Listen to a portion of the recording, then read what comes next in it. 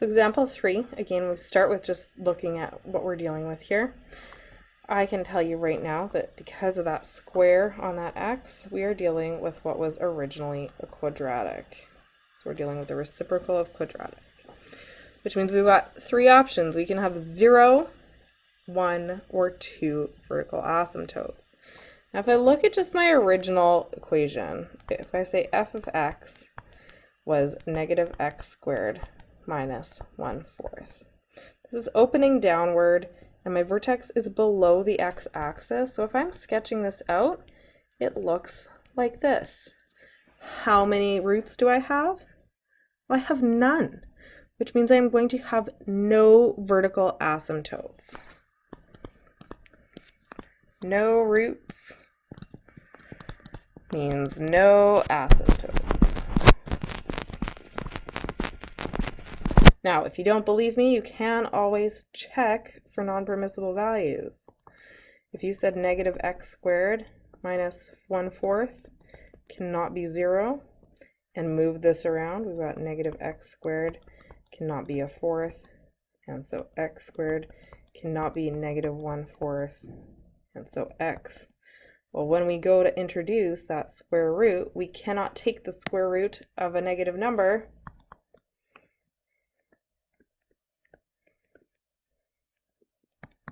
It's impossible. Or if you've seen Princess Bride, inconceivable.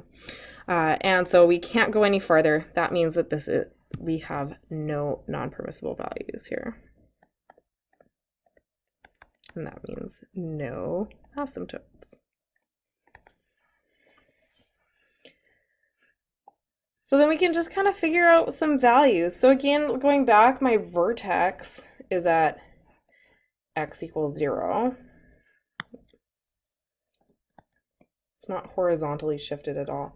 So I'm just going to work around that. Negative 2, negative 1, 0, 1, 2. And I'm just going to plug and chug. So I've got negative 2 squared is 4, but that's negative technically. So that means that I've got negative 4 minus 1/4.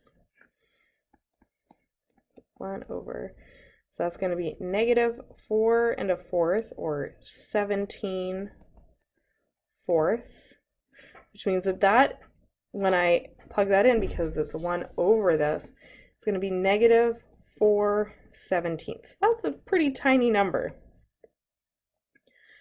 Negative 1, when I plug it in here, well, that's 1. Negative 1 squared is 1, but I'm subtracting, so it's negative 1 minus 1/4, so that's going to be negative 5/4, but in the denominator. So when I go to take the reciprocal of this, I've got negative 4/5. Well, that's at least a bigger number. When I plug in 0, I've got 1 over negative 1/4, which ends up being negative 4. And because this is where my vertex was originally,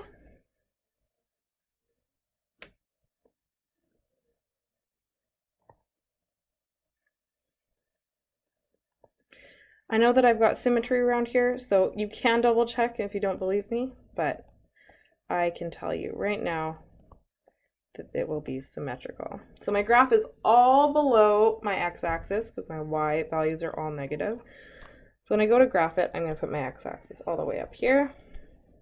Because it's symmetrical around 0, I am going to put my y-axis as in the middle as I can. I don't think that I've got an even number here.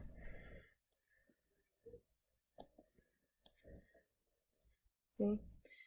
And I'm also going to make this as long as possible. I'm going to stretch it out since negative 4 is my absolute bottom.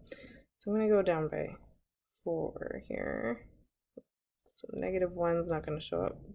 Down by quarters. Negative 2, negative 3, negative 4 is going to be way down there.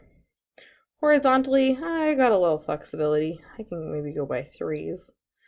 Negative 1, negative 2. Again, just to spread it out.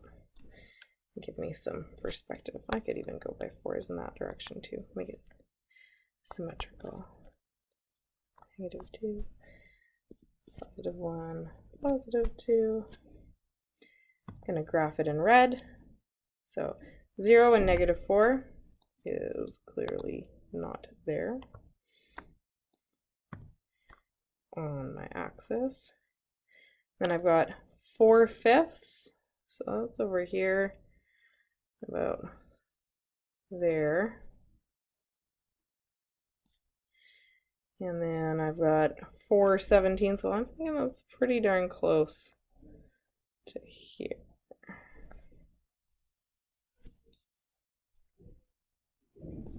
You can convert that to decimals to check. Now, the tricky part here is we might want to kind of do a little pointy V thing. That's not how this works though.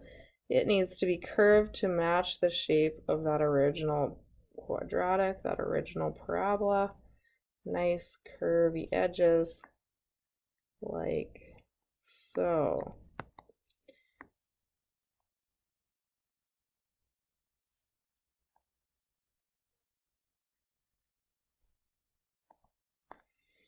And we do still have that horizontal asymptote at y = 0. Tilt my graph. Domain, range, vertical and horizontal asymptotes. So this is B. Domain, no non-permissible values. So that means my domain can be from -infinity to +infinity. My range, on the other hand, is a little bit more restricted. Its minimum is -4 and its maximum is 0, but again, it is never actually going to reach 0, so we curve that bracket. I have no vertical asymptotes. My horizontal asymptote is at y = 0. And that's how we do that particular example.